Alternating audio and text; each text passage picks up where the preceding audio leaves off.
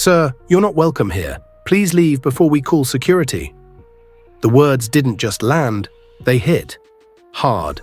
The waiter's voice was sharp, coated in just enough fake politeness to mask the disgust underneath. Loud enough for every rich voice in that steakhouse to hear. Loud enough to shame every head turned. At the door stood an old man, soaked to the bone.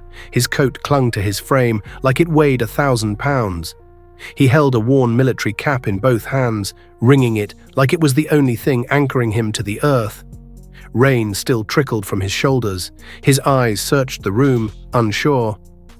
I just needed to sit down for a minute." The host stepped closer, smiling like a snake. "This is a private establishment, sir. It's not a shelter." Behind him, laughter resumed. Plates clinked. Suits and watches and smug grins leaned back in their chairs. No one moved, except one man. In the far corner, 6 figures sat quietly around a table built for kings. Clean cuts, heavy shoulders, posture that screamed discipline. They didn't need to talk loud, they didn't need to prove anything. But they heard. And one of them, a man with a scar below his jaw, stood. No sound, no drama, just the cold steel of decision. The waiter's mouth opened slightly. Then he saw it. A tattoo. Trident and anchor, Navy SEAL. Then another man stood. And another, until 6 SEALs were on their feet, silent, focused, ready. The room turned cold. The first SEAL walked across the marble floor like a man walking into battle, each bootstep deliberate, echoing. He stopped in front of the old man. "Sir," he said, voice deep but filled with quiet respect. "Are you Staff Sergeant Raymond Douglas?" The old man blinked. "Yes, I was, long time ago." The SEAL's posture locked. He raised his hand in a perfect salute. "It's an honor, Sergeant." The waiter took a step back, his face drained white. I didn't know."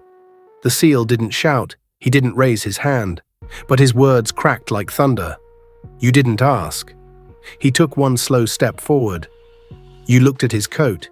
You didn't see the courage underneath it."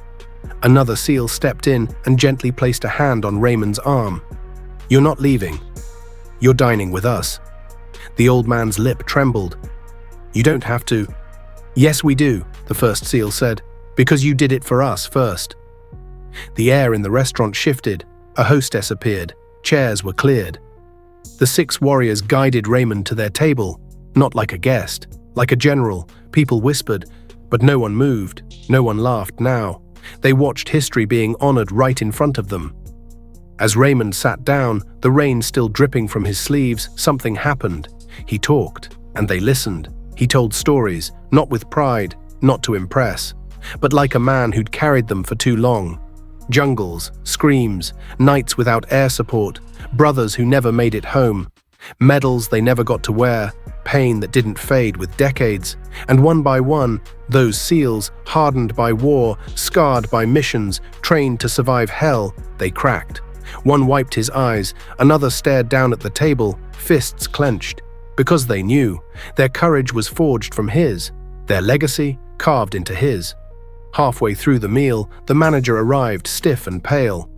"Sergeant Douglas, we'd be honored to cover your meal tonight." "On the house." Raymond shook his head. "I didn't come here for charity. Just needed warmth. A place to sit. I'm sorry for the trouble." A SEAL leaned forward. He didn't ask for a handout. Another added, "Hell, we should be paying him for the privilege." The manager stood straighter. "You're right. I'm sorry, Sergeant. Truly." Later, Raymond tried to slip away again, quiet, embarrassed, coat still soaked, ready to disappear into the dark like always. But they stopped him. "Where are you going?" one asked. "Back to the shelter," Raymond said. "It's not far." A pause, then, "Not anymore." The old man blinked. "What?" "You're coming with us." "To where?" One word, heavy with meaning. "Home." And without another sound, they surrounded him, pulled jackets over his shoulders, opened the truck door, made space. Not just in their vehicle, in their lives. No cameras, no crowd, no agenda, just honor. Because real warriors don't forget. They don't let heroes walk into the night alone. not when they owe everything to the boots that walked before them. That night in the pouring rain, a forgotten soldier was reminded. He was never forgotten. He still mattered, he was still seen, still saluted. Because in a world obsessed with noise, youth, status, character still stands tallest. And sometimes the loudest act of heroism is silence. If this story shook something loose inside you, hit like. Drop a karma in the comments if you still believe in honor.